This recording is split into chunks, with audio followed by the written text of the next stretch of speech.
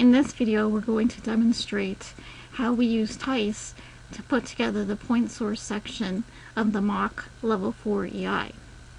So the first thing you want to do is click on the reports button to open the report screen of TEISS. On the left side of the screen, under the point sources folder, you can see all the different reports that are available for point sources. And you'll notice, as we pointed out before, those reports that have graphs associated with them have a small pie chart icon next to them. And I encourage you to spend some time playing around with the different reports and decide what would best fit your EI, because it really depends on your reservation what reports you use. If you are going to include an entire county in your buffer zone, the by facility top 10 report, which is right here, is a good report for analyzing the NEI county level point source data, because it shows the top 10 facilities in your area, the facilities that emit the most pollutants in the area.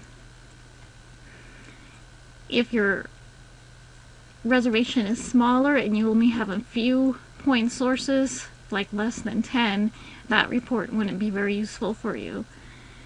In that case, you might want to use the by facility report, which is right here, and that's what we're going to be demoing today. And that's how we made the reports that are in the mock level 4 EI.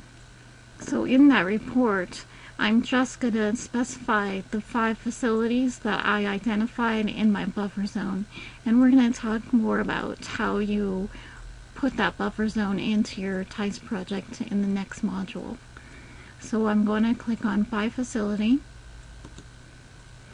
and the first screen that comes up is where you specify what county you're in. And since I only imported Coconino County data into this TEISS project, Coconino County is the only county that shows up. So that's good, it's checked. I click on the next button, and this brings up all of the facilities in Coconino County, and I only want to choose the 5 that were in my buffer zone, so I click the uncheck all button, which is the 2 blank boxes on top of each other. And then I just select those facilities. So since there are only a few facilities, I'm just going to look for them. I'm not going to do a search because there's only 5, and there's only a total of 27 facilities in Coconino County. So finding these 5 is pretty quick and easy. So it's the H.A. Clark Memorial file. Well, this is it's supposed to be field, but it's truncated. Then there's Sunrise Ranch, and there's Baye, and the EPNG Williams Compressor Station, and the TW Flagstaff Compressor Station, and those are the 5 facilities that were in the buffer zone on my map. So I click on the next button. And in this screen, you just want to include the annual emissions, and that's only what's in the TEISS project, so that's fine. And I'm going to leave my reported emissions in unit of tons, so that's good. I click on the next button. So this is the screen I want to specify what pollutants to include. And for my EI, I'm only interested in the criteria pollutants, and TEISS puts those in black font, except for lead, which is in blue font. And I'm only going to select, for particulate matter, I'm only going to select primary PM, since this includes both filterable and condensable PM. So I'm going to go ahead and click those.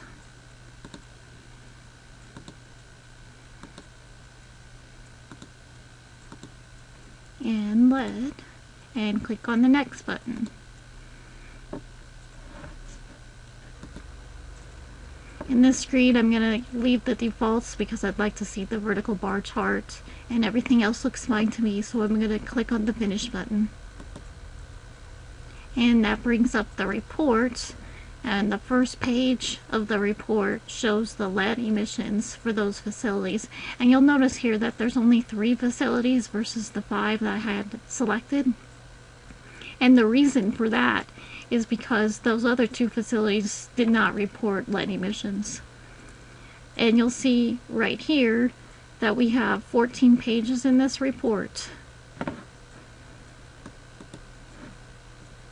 I'm going to click on the next page icon, and what that does is it's going to bring up the chart that's associated with the lead data. Because the chart, when you have a chart in your report, the first page is always the data for that pollutant, and the second page is the chart. So let's see how that looks. And this is the chart. What I'm noticing right off the bat is that we really don't need this legend here, because you can see on the bottom of the screen that that is already told to us, so we don't really need this legend. And the nice thing about these reports is that if there's something you want to change about it, you don't have to start from the beginning. You can just click on the filter button to bring up the filters you specified. There's also these buttons here, and you can quickly change your chart type with these 4 or 5 buttons. This one is an auto size button. We'll be talking more about that later on in this demonstration. This one is a show data labels, and this one is a show legend. And the nice thing about these buttons is you can just toggle back and forth. So if you took off the legend and you decided you want it back, you can just click that button again. So I am going to click that button to take off the legend. And now the legend's off, and I like that much better. So I want to play around with these buttons some more, so I'm going to go to a different chart. So I'm going to go to page 10, which is going to show the PM 2.5 report. I mean the PM 2.5 chart. And what I'd like to see is how this chart looks as a pie chart. So I'm going to click the pie chart icon, and that brings up the chart as a pie chart instead of a bar chart. And what I'm noticing is that these labels up here look pretty crowded. So I'm going to try the auto size button and see if that fixes it. And sometimes this button works great, and other times not so good. So if you happen to click on it and you don't get the results you want, for example, I've seen it where it makes these data labels scroll off the page, and I don't really like to see that in my chart. So if you click on that button and you don't like the results, you can just click on it again and it will go back to the way it was. So let's take a look and see if this does anything for us. So the auto size is right here. I'm going to click it, and that looks a lot better. So this time the auto size button worked great. And another thing to mention here is that when you change stuff here, this applies to all of the pollutants. So if I went to the next page, it's not just the PM 2.5 chart this corrects and fixes and changes. It's also the other charts. So just pay attention to that and make sure it's the desired results for all of the charts. And it sometimes takes some playing around to get these charts to look how you want them to look. And one thing you'll notice here is that as opposed to the bar chart, this chart is pretty meaningless without the legend. So I'm going to click this bring back legend button here so I can get my legend back. And now we can see exactly what these colors mean with the legend. But in the long run, I think I like the bar chart better than the pie chart. So I'm going to go back to how it was. So I want to change everything back to how it was when it started. So I'm going to click on the bar chart. Ooh, that's where the auto size does not look so good. So I'm definitely going to turn that auto size off. And then again, I don't need this legend, so I'm going to turn off my legend.